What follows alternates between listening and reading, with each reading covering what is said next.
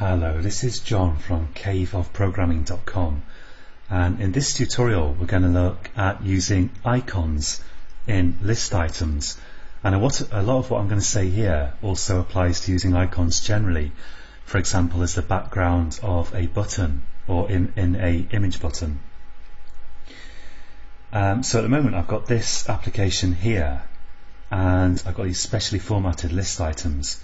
And if I look at the XML that formats each item, I've got a linear layout nested within a linear layout, and this inner linear layout isn't any use at the moment, but the reason I added it was because I want to add an image icon here that will have an icon on it. So this one's a horizontal linear layout and this one's vertical, and the inner one lays out these bits of text underneath each other, and this outer one I want to lay out first an image icon and then the two bits of text horizontally. So if you start Explorer on your system, you'll find that you already have a useful source of free icons on your computer, and you can of course create icons, preferably as .png files if you want, using any kind of image software like GIMP or Inkscape or two good free ones. But if you go to, if you look for your Andorid SDK folder, and I installed my Andorid SDKs using Eclipse, and if you install them yourself they're liable to end up in your C program files folder on Windows. But if you install via Eclipse and you're using Windows, they seem to end up in C users, and here's my username, John, whoops, and this Android-SDKs folder. And then once you find this folder, wherever it is, if you go to platforms and pick an Android platform and data, resources, and pick one of these drawable folders, for example not the language specific ones that just have like a little bit of stuff in them, but one of the kind of drawable -HDPI or LDPI or MDPI or the other one. So let's look at drawable HDPI for example, and in here you can find a whole bunch of icons which, as far as I understand, because Android is open source, I think you can use these in your application as long as you release the Creative Commons share-alike license that Android, I believe, is released under with your application. But don't take my word for that, please check into this yourself. But as far as I know, you can basically use these icons. Now I want to use a couple of these icons here. If you look through here, I quite like these sort of circular icons. In fact there's a whole group of them here somewhere, if I can just find them. So lots of icons to cover virtually every situation here, and there's some circular ones there, but I think the ones that I want are not these stars. Well, I really can't find them. Hang on, what I'll do is, oh here we are, yeah, we've got them. Okay, so I thought that I'm kind of formatting here a list of fake email messages, and I thought I'd kind of have one icon for if the message has been read supposedly, and one icon if it hasn't. But for the moment I'll just have one icon that will do for both cases. So I'm gonna take this icon, I think, and let's also have a kind of grayer version of that, like this one here. And I'm just gonna in fact, if I right click on this and copy these, I think this will work, and then I go to Eclipse, and now I got those from the drawable HDPI folder here. So if I click on my drawable HDPI folder here in Eclipse, right click now and go to paste and expand that, I can paste those icons in, and you can also drag them in directly if you arrange your windows appropriately. And if you're going to release your application for multiple screen densities, as with images, you want to drag in icons for each of the separate possible pixel densities, screen pixel densities that you want to support. But just for brevity here, I'll just use this HDPI one for the moment. Now I can create a image view in here that will do for displaying my icon. So I'm going to say here image view, and let's give it an ID. So I'll say ID, Android ID, and I need this @ plus ID, and let's call it list, something like list message icon. I'm trying to prefix everything in this list with list underscore, so I can remember that it's a list, and then message underscore, so I can remember which list it is. And I need to give it some dimensions as well, so I'll say layout width, and let's make this wrap content, and layout height I'll also make wrap content. That will probably work, and I'll just format that with Ctrl+Shift+F. And let's look at this warning here. So it's probably the content, the content description. So let's just give it a content description just to shut it up, and say in here email message, like that. And I'll just extract this string, so I'll just select it and go to right click, go to quick fix, extract string, and I'll get it to put that string in strings.xml, like that. So now we've got an ID here, and that string is actually in the strings.xml file. Okay, so that looks good. The error hasn't gone away, and it's not letting me save it for some reason. Let's just put a blank line in, save all. There we go, that's better.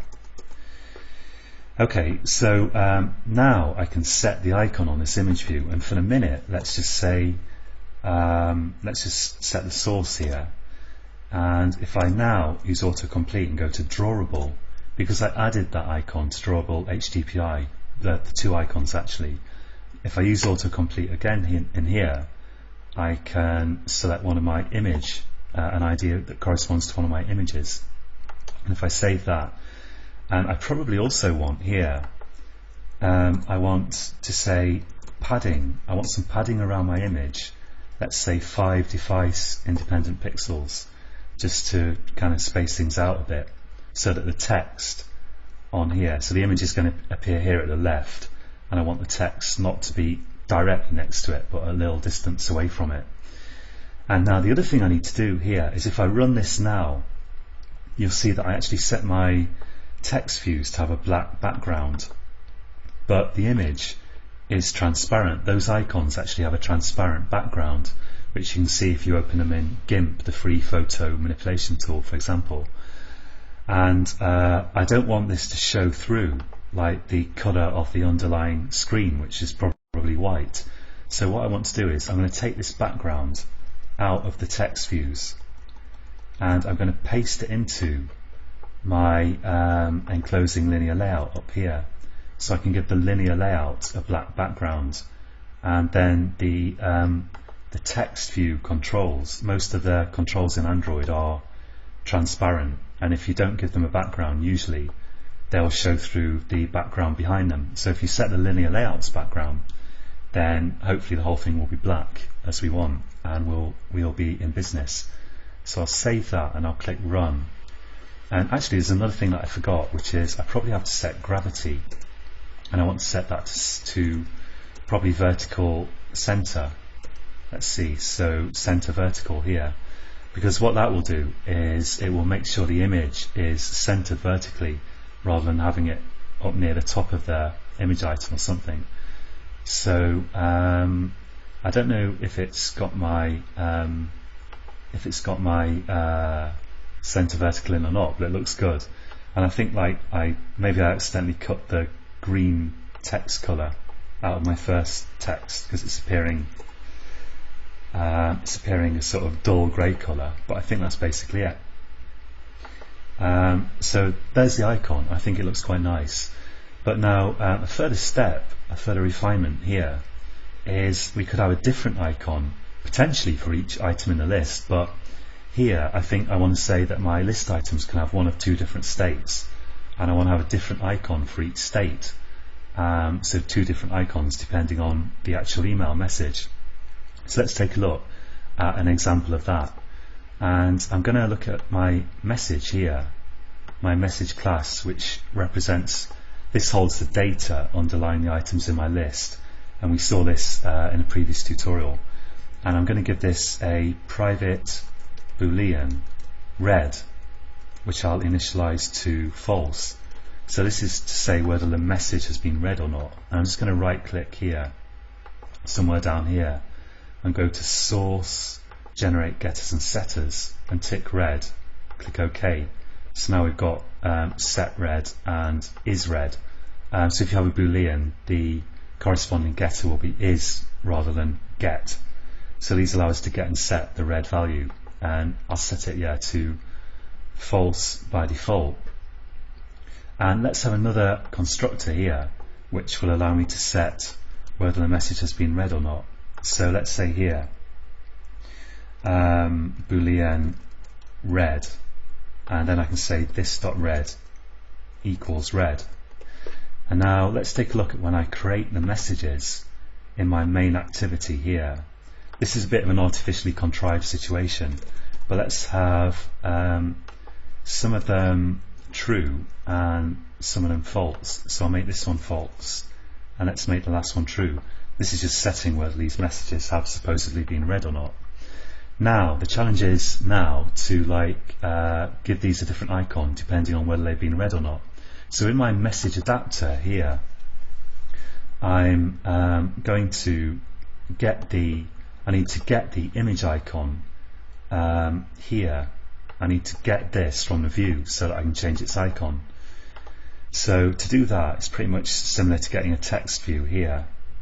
Let's just copy that, and I'll say here image view, and I need to cast the return value here to an image view, and let's call that icon view, and let's change this to r.id dot, and Eclipse is complaining again, but here we go, list message icon. So that's the ID of my image view in this list here. So I'll save that and add the import for image view there, Control-Shift-O. And now let's say here we need to get the appropriate icon for the message. So I'll say here boolean is red, and I'll say equals message dot get red, not get red, dot is red. There we go. So I'm getting the red status of that message, and now I can create a drawable. So I can say drawable icon, and let's set that equal to null just for a minute, and just add the import for drawable there. And a drawable is basically, of course, a thing that you can draw, and in this case it's going to be an icon. And now I can say, I can use my context, which is I've got a context here which I passed in my constructor, and the context is just a reference to the activity which implements the context interface, and I can use that to say context dot get resources dot get drawable, and I can supply the ID for my icons in here. Now I want to do two different things here depending upon the whether the message is read or not. So let's say if is read. In fact, yeah, I guess what I could do, I could say int icon ID, and let's choose the icon ID here. So I could set it by default to and let's say here r.drawable dot and I'll set this focused kind of icon that I used, that I dragged in by I was going to say by mistake, I don't know why, that I dragged in from the Android icon set. And then I'll say if is read, I'll change that and I'll say icon ID equals r.drawable dot and I'll set this disabled one instead of the focused one, which is kind of the grey version of that icon. So we're using r.drawable instead of r.id because that's how you refer to things in these drawable folders. And it doesn't matter that we haven't got a drawable folder. We've just got drawable LDPI, drawable HDPI, and so on. As long as you've added images to one folder, you should have that ID as long as you've saved things and your program is built successfully, you can reference these from all.java. And as I say, you probably should drag icons into each of these folders from the separate corresponding image folders that you're using, or else create different sizes for them yourself and check on the Android developer guide for suitable icon sizes if you want. But let's just use this one for the moment. And so now I can say context.getResources.getDrawable, and I can pass the icon ID in. So I'm passing in the icon ID like this one or this one, depending on whether this message is read or not, which I've got from my message. And now finally, so this returns a drawable, and I can say drawable icon equals, and now I've got my reference to my icon view. And so let's what's the problem here? Oh yeah, I've already got this drawable icon. Let's delete that one up there because we don't need it. And now I can say icon view dot set, I think it's set image. Yeah, and we've got this view of set image, actually set image drawable, which sets the drawable, and I can pass in the icon there.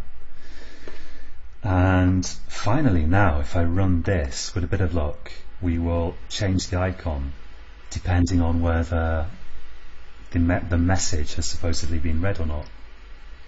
And you can use this technique here to set icons on all kinds of things. Of course, it's not really restricted to list items. And here we see that the read messages are sort of grey, they have greyish icons, and the unread ones have these bright blue icons.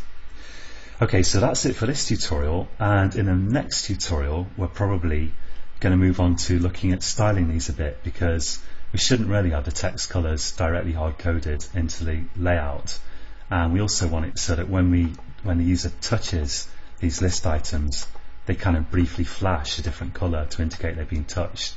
And we'll look at that next time, I should think.